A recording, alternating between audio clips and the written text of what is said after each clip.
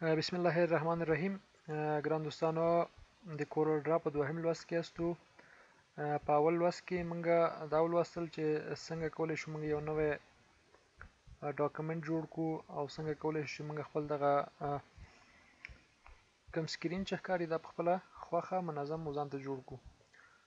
نو په دې لوست کې به موږ راشو، موږ به د دا ټول بار ولولو تر دې ځای پورې، او د دې نه وروسته که زما سره وي نو انشاءالله موږ به دا مینوګانې هم ولولو، او په دې کې به موږ پروجیکټ هم کار کوو او ډیر مخکې کارونه به هم وکړو. خو د اوس دپاره دا دوهم لوست په دې کې به موږ هغه اساسي ټکي ولولو، او ډیر اساسي ټکي کوم چې هغه کس ته اړین وي، کوم چې نوی کورل ډرا سره اشنایي پیدا کړي. د ټول نه د مخکې موږ په ټول بار کې لرو دا موف ټول دی، یا دلته ورته پیک ټول وایي، چې د پیک ټول وظیفه څه شی دی چې زه د ځینې یو ریکټنګل اخلم او دته یو رنګ ورکوم په دې شکل. دا ریکټنګل ما واخیسته او خواته یو بل دا دایره هم اخلم. که چېرته زه رنګ ته لاړ شم او د ماوس چپه تڼۍ تېږه کړمه نو دلته د منځ رنګ به جوړ شي، او که زه د ماوس چپه تڼۍ تېږه کړمه نو د ده دا آوټلاین چې کوم د ځای نه موږ جوړولی شو آوټلاین د ده رنګ به جوړ شي.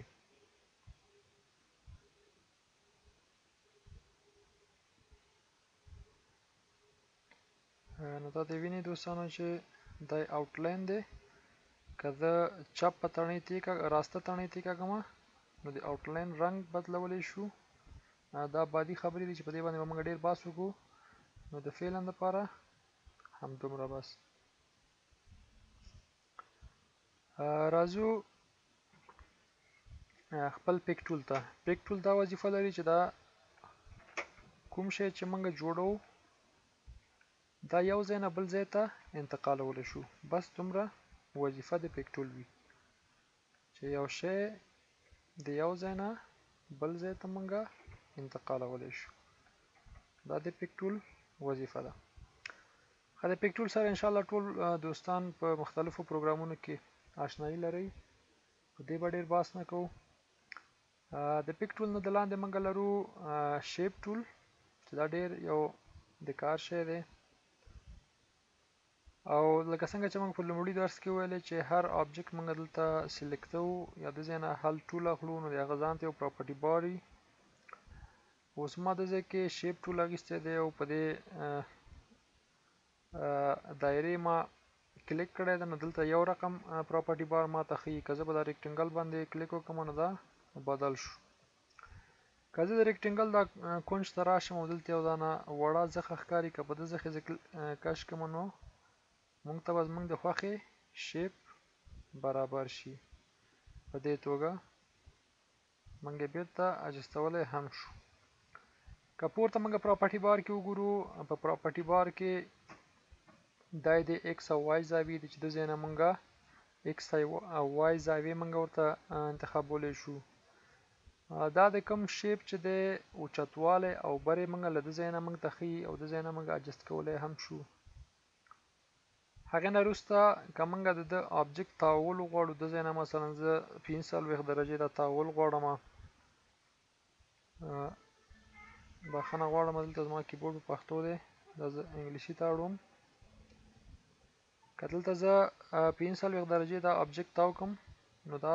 آبجیکټ ما 45 درجې تاو شو. هغه نه وروسته دا میرر دی چې دا انشاءالله د درسونو په منځ کې په ده باندې موږ ډېر زیات کار وکړو او د سره به ډېره ښې اشنایي پیدا کړو. دا درې آبجیکټ دي، لکه څنګه چې ما دا کوم ژی دی یا کارنر دا مې ورته چې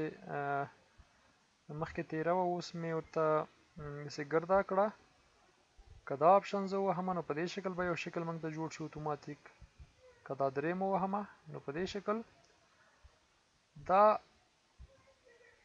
هغه شارټکټونه دي چې موږ ته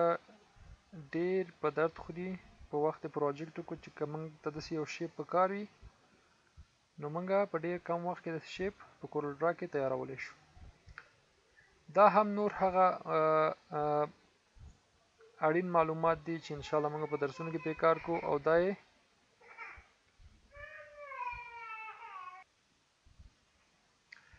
او په دې آخر کې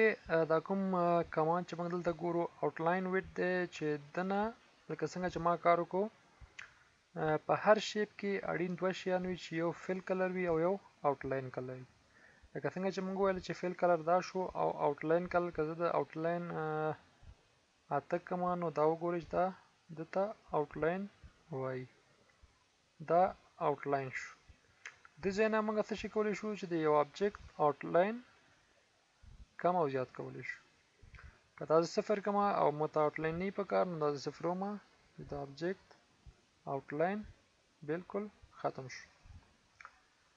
په همدې توګه که زه د دایرې ته راشم او په دایره کې هم زه دا بټن وهم نو په عین شکل موږ ته داسې یو شیپ جوړ شو له ده ځای نه د ده شیپ زاویې موږ کمولی او زیاتولی هم شو په دې توګه او که زه بالکل دا هغه واخلم فل کلر یې له منځه ځي نو په دې توګه دلته موږ ته خالي فریم پاتې کېږي ډېر به م سر نه خوږم دوستانو ځو مخکې دلته موږ سره دی بخښنه غواړم سمچ برش د سمچ برش وظیفه څه شی دی په پراپرټي بار کې دلته د برش سایز جوړیږي او دلته مکسیمم هم لس ده او منیمم هم لس ده زه فعلا دا مغه مکسیمم لس درجه انتخابوم 90 درجه انګل ده اوس که زه دلته رنګ مې واغیسته دویم ځل ښه آبجیکټ دا انتخاب د زه په هغه کار کوم مخکې له دې باید زه دا آبجیکټ انتخاب کړم اوس به راشو دا اخلم د دې رنګ سمپل مې واغیسته اوس په دې شکل منګه د یو شیپ د وړکي نه پورته زیاتېدلو ته ده بیایي په دې شکل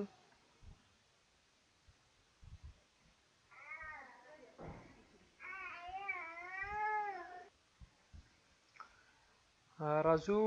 یو نوې دایره اخلو بلته دلته زه یو رنګ ورکړم مثلا شین آوټلاین یې ختموم او دې سمچ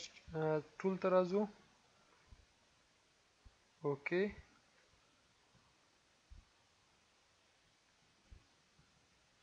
داسې دوه غوږونه مې دلته ورکړل په دې شکل نو د سره موږ ډېر ښایسته شیپونه جوړولی شو چې په آینده کې انشاءالله د درسونو په منځ کې به دلته موږ ته اړتیا پیدا شي په ده باندې به موږ ډېر کار وکړو که زه دا وغواړم چې برعکس اوس د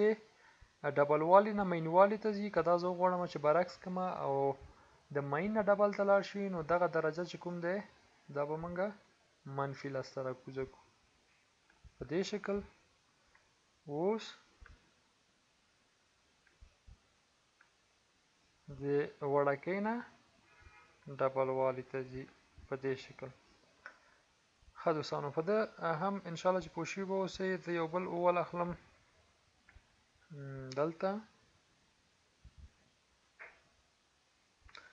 په دې توګه دلته مې یو رنګ ورکړه بل په دې کماند کې موږ سره دی روهن برش د روهن برش وظیفه څه شی دی د روهن برش وظیفه دا ده چې دا زمونږ شیپ موږ ته د ارې په شکل او یا داسې د اوکې په دې شکل موږ ته دا زمونږ شیپ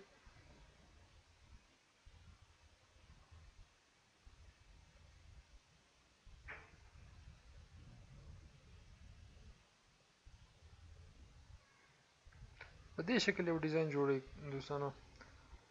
چې دغه که موږ د برش اندازه غټه وي نو هغه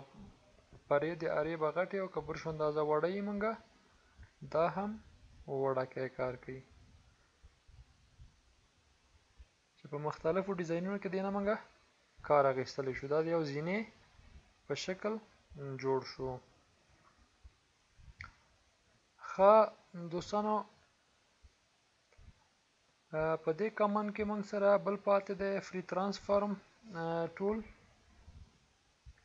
چې په دې که دلته موږ سره روټیشن غوي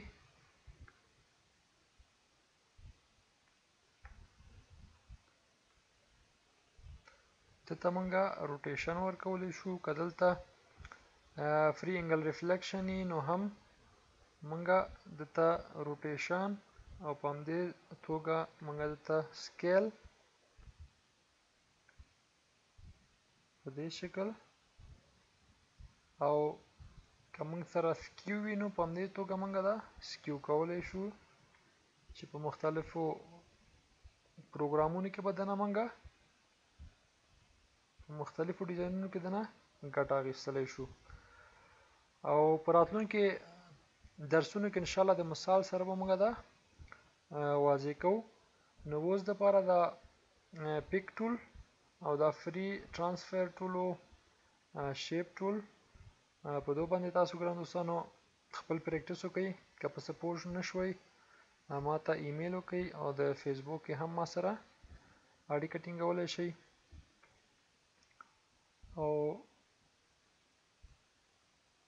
زمونږ درسونه تعقیبوئ. انشاءالله که څه ستونزه وي موږ سره په ایمیل هم کولی شئ sahaktutorials@gmail.com. او زمونږ د نور درسونو لپاره یوټیوب چینل خوښول مه هیروئ. د خدای په امان.